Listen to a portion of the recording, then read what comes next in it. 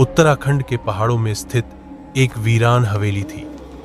एक दिन आदित्य और साक्षी हाथ में बैग लेकर उस वीरान हवेली के अंदर प्रवेश करते हैं। साक्षी हंसी रोकते हुए, कहीं ये जगह भूतिया तो नहीं?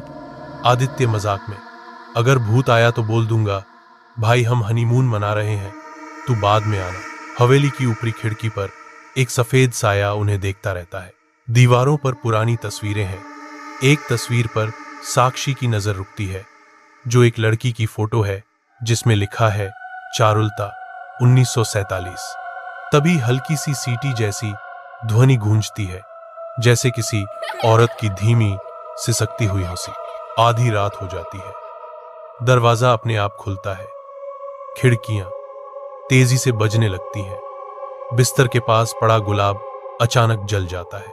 साक्षी बिस्तर पर चौंक कर बैठती है। साक्षी डरी हुई आवाज में बोलती है, किसी ने मेरा नाम पुकारा, तुमने सुना? आदित्य, नहीं, शायद तुम्हें सपना आया होगा। एक परछाई अब भी साक्षी और आदित्य को खिड़की से देख रही होती है।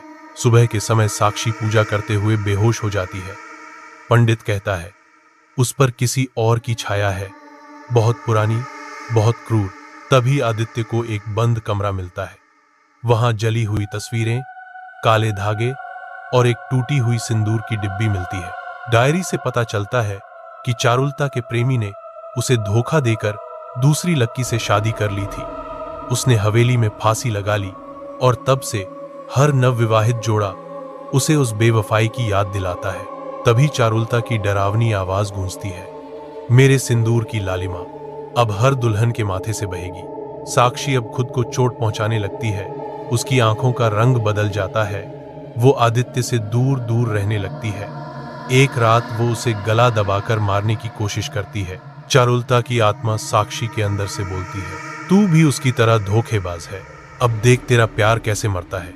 आदित्य अकेला बैठा चारुलता से बात करता है, चारुलता, मैं तेरे साथ नहीं पर तुझसे हमदर्दी जरूर रखता हूं, लेकिन मैं अपनी साक्षी को नहीं खो सकता। चारुलता दीवार से निकलती हुई, सच्चा प्यार? हाँ, अगर तूने प्यार किया होता तो मेरी तरह तड़पता। उसकी चीख से कांच फट जाता है। आदित्य चारुलता को उसकी अधूरी प्रेम कथा सुनाता है। वो खुद की नस काटने की धमकी देता है, अगर तू साक्षी को नहीं छोड़ेगी तो मैं भी अपनी जान दे दूंगा। साक्षी की आंखों में पानी आता है। चारुलता की आत्मा और साक्षी की आत्मा के बीच एक मानसिक युद्ध शुरू होता है।